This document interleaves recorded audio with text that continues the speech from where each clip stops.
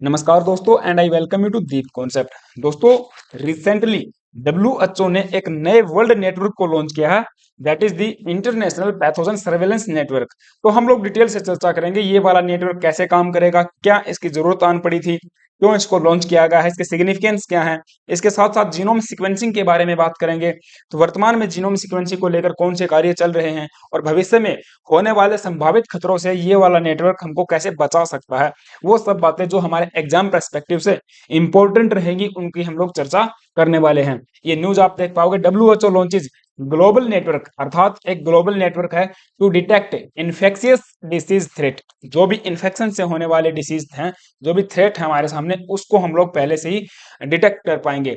Now WHO launches international pathogen surveillance network. तो आगे बढ़ने से पहले आप सभी से रिक्वेस्ट है, प्लीज अगर आप दीप कॉन्सेप्ट चैनल पे नए आए हो तो एक सब्सक्राइब जरूर कर लेना, वीडियो को अंत तक जरूर देखना। तो एक्चुअल में हो क्या रहा है, देखिए, डब्ल्यूएचओ और उसके पार्टनर्स ने मिलकर यहाँ पे लॉन्च किया है एक global network to help protect people from the infectious disease threat through the power of pathogen genomics. अब ये जो पावर ऑफ पैथोजन जीनोमिक्स लिखा हुआ है, इसका मतलब थोड़ा सा समझ लेते हैं। देखिए, जो जीनोमिक है या फिर आप बात करो जीनोम सीक्वेंसिंग, जीनोम सीक्वेंसिंग की जब बात करते हो तो इसका सीधा सा मतलब है ये एक ऐसी टेक्निक है, एक ऐसी साइंस है जिसके थ्रू जो भी जीनोम्स जो भी पैथोजन होते हैं, हम उसके डीएनए के बारे में और उसके आरएनए के बारे में डीपली स्ट्रक्चर उसके स्टडी करते हैं, उसके स्ट्रक्चर के बारे में। जैसे कि जो भी पैथोजन है, कोई भी पैथोजन, वो वायरस हो सकता है, वो बैक्टीरिया हो सकता है, वो आपका वर्म्स हो सकते हैं या फिर आपके प्रोटोजोआ हो सकते हैं। तो ये जो पैथोजन हैं, उसके डीएनए और आरएनए के बारे में हमको डीपली स्टडी करनी होती है, ताकि उसकी जो एंसेस्ट्री है या फिर वो किस प्रकार से म्यूटेट करेगा, अपना वेरिएंट है किस प्रकार से चेंज करेगा, उसके बारे में हम लोग डिटेल से स्टडी करते हैं। इसके साथ साथ हमको ये पता लग जाता है कि इसकी जो है ना वैक्सीन किस प्रकार से बनेगी, कौन सी वैक्सीन इसके ऊपर काम करेगी, ठीक है। आरएनए वैक्सीन वगैरह कई टाइप की उसके अंदर चीजें इन्वॉल्व होती हैं। तो वो सब चीजें हैं, यानी कि सीधी बात ये है कि डीएनए और आरएनए के जो स्ट्रक्चर हैं उसको यहाँ पे स्टडी की जाती है इस जीनोम सीक्वेंसिंग के अंदर। जैसे डीएनए के अंदर 4 नाइट्रोजीनियस बेस होते हैं, आपको पता है, डीएनए में 4 होते हैं और आरएनए में भी 4 नाइट्रोजीनियस बेस पाए जाते हैं, उन्हीं के आधार पर ये स्टडी की जाती है। डीएनए के अंदर पाया जाता है ए से मिलता है एडेनिन, एडानिन पाया जाता है। इसके बाद साइटोसिन होता है एक, हाँ साइटोसिन होता है, एक क्वानिन होता है, क्वानिन के साथ साथ एक थामिन होता है। तो ये 4 नाइट्रोजीनियस बेस पाए जाते हैं डीएनए में। लेकिन जो आपका आरएनए है, आरएनए के अंदर थामिन के स्थान पे यूरासिल पाया जाता है, राइट।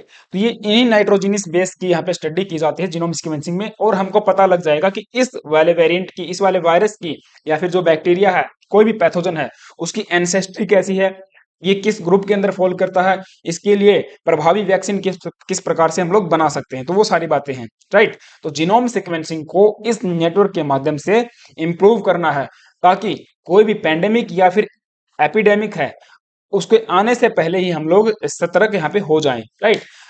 तो अब ये जो नेटवर्क लॉन्च किया गया है, इसको होस्ट किया जाएगा by the WHO hub for pandemic and epidemic intelligence. ये एक संस्था है, डब्ल्यूएचओ के अंडर में काम करती है, ये इसको होस्ट करने वाली है।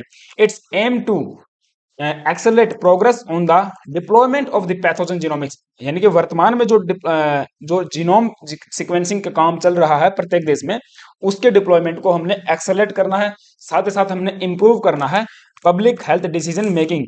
जैसे ये जो कोविड 19 आया, कोविड 19 के वेरिएंट जैसे जैसे आते गए देश के अंदर, प्रत्येक देश में, तो डब्ल्यूएचओ ने इतनी ज्यादा देर कर दी कि एक पेंडेमिक का रूप देश ने धारण कर लिया, क्योंकि शुरुआत में हमको इसके बारे में कुछ ज्यादा जानकारी नहीं मिली।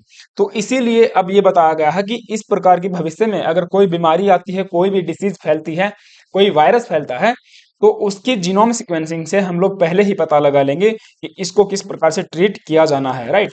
Bye strengthening the pathogen genomic surveillance ecosystem, the IPSN enables faster detection. इसका मतलब पहले से हम लोग क्या कर लेंगे, फास्टर डिटेक्शन कर लेंगे ऑफ द न्यू पैथोजन।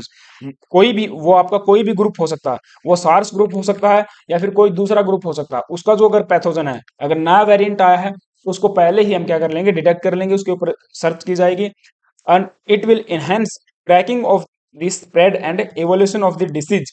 तो डिसीज किस प्रकार से फैलती हैं उसको पहले से ट्रैक कर पाएंगे, और ये हमको एक better public health response provide करवा पाएगा, right. And the IPSN supports ongoing disease surveillance. तो ऑनगोइंग जो हमारा कार्य चल रहा है, क्योंकि अभी के लिए क्या है देखिए, आपका यूएसए है वो आपका अलग से काम करता है, इंडिया आपका अलग से काम करता है, चाइना आपका अलग से काम करता है, चाइना किसी को बताता नहीं है। इसीलिए देखिए कई बार ये जो थ्योरीज आई थी कि चाइना वायरस जो है कि ये लैब में बनाया गया है ना, तो वो सब चीजें यहाँ पे चल रही होती हैं। तो इसीलिए अब एक ग्लोबल यहाँ पे सर्विलेंस बनाया जाएगा कि प्रत्येक देश यहाँ पे क्या करेगा, इंफॉर्मेशन शेयरिंग करेगा। अगर कोई नया वेरिएंट है किसी भी पैथोजन का लगा लीजिए, चाहे फिर वो कोविड 19 या कोविड का हो या फिर कोई दूसरा आपका हो सकता है, तो उसकी जो भी इंफॉर्मेशन है वो आपस में शेयर की जाएगी, राइट। और एक ग्लोबल सर्विलेंस के माध्यम से इसको ट्रैक किया जाएगा।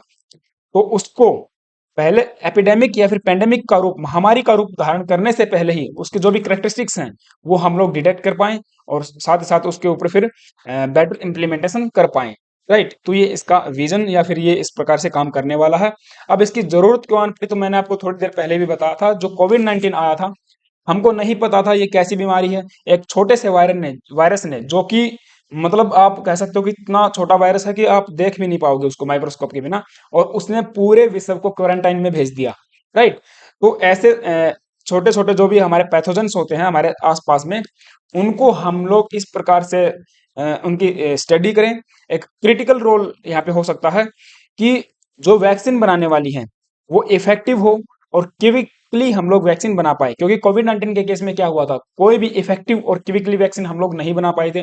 अभी तक हमारे पास हम कह सकते हैं कि ज्यादा इफेक्टिव और क्विकली वैक्सीन हमारे पास नहीं है, ठीक है। वैक्सीन आई है लेकिन इतना ज्यादा इफेक्ट नहीं किया। कई बार हमको खबरें देखने को मिलती हैं कि इस वाली वैक्सीन ने भी कुछ साइड इफेक्ट किए हैं, इस वाली वैक्सीन ने भी साइड इफेक्ट किए हैं। तो अभी तक वो वैक्सीन प्रभावी अभी तक हमारे पास नहीं आ पाई है कि ये प्रॉपर काम करेगी, राइट। तो इस चीज को हम लोग जब जीनोम सीक्वेंसिंग के माध्यम से पूरी स्टडी की जाएगी पैथोजेंस की, तो एक इफेक्टिव और क्विकली वैक्सीन हम लोग अवेलेबल करवा पाएंगे। And the new and more transmissible variant of the virus would also not have been identified as quickly. तो वर्तमान के लिए यही है कि जो भी नए वेरिएंट आते हैं हम उसको क्विकली आइडेंटिफाई नहीं कर पाते हैं कि ये किस प्रकार का वेरिएंट आया है। हालांकि अब इसके माध्यम से ये सब चीजें हो पाएंगी। Now WHO said that genomic lies at the heart of effective epidemic and pandemic preparedness and response। तो इस चीज के लिए सबसे ज्यादा जरूरी है जीनोमिक्स। तो जीनोमिक्स के बारे में मैंने आपको थोड़ी देर पहले बताया था। while the pandemics are spurred countries to scale up their genomic capacity। देखिए ये जो कोविड 19 आया, इसने कंट्रीज को यहाँ पे प्रेरित किया कि आप अपने जो जीनोमिक कैपेसिटी है उसको स्केल अप कीजिए। इसके साथ साथ जो भी इंफॉर्मेशन शेयरिंग है उसको आप बढ़ाइए। एक दूसरे देश के साथ साथ इस चीज को यहाँ पे कोलेबरेशन के साथ में काम करना पड़ेगा, ताकि हम लोग एक ऐसा इफेक्टिव सिस्टम यहाँ पे क्रिएट कर सके जो कि यहाँ पे कलेक्टिंग एंड एनालाइजिंग सैंपल्स को चैलेंज कर सके। Challenge means in the sense कि जो भी अभी वर्तमान के लिए जो भी हम लोग हमारे पास सैंपल्स हैं उसको एनालाइज करना, उसको कलेक्टिंग करना इतना ज्यादा हमारे पास इफेक्टिव नहीं है, उसकी कमी है। उसी चीज को यहाँ पे उन्हीं उन्हीं चैलेंजेस को यहाँ पे एड्रेस करने वाला है ये IPSN, that is the international pathogen surveillance network, right. तो इसका सिग्निफिकेंस यही था कि भविष्य में होने वाली जो बीमारियां हैं उसके बारे में पहले से ही पता करके हम लोग अपने आप को प्रिपेयर कर लें, राइट। तो ये लेक्चर था, आई होप कि आपको चीजें समझ में आई होंगी। दूसरा एक खबर ये भी निकल के आई थी कि WHO ने डिक्लेयर किया है end of global emergency, that is the Covid 19। Corona virus को यहाँ पे ग्लोबल हेल्थ इमरजेंसी से भी अभी के लिए वर्तमान में बाहर कर दिया गया है, ठीक है। तो ये न्यूज थी, ये आपका लेक्चर था। आई होप कि आपको चीजें समझ में आई होंगी। किस प्रकार से आपको लेक्चर लगा मुझे कमेंट बॉक्स में बता सकते हैं। वीडियो अच्छी लगी तो लाइक भी कर सकते हैं, शेयर भी कर सकते हैं। Thank you guys, have a nice day, stay tune and stay with us.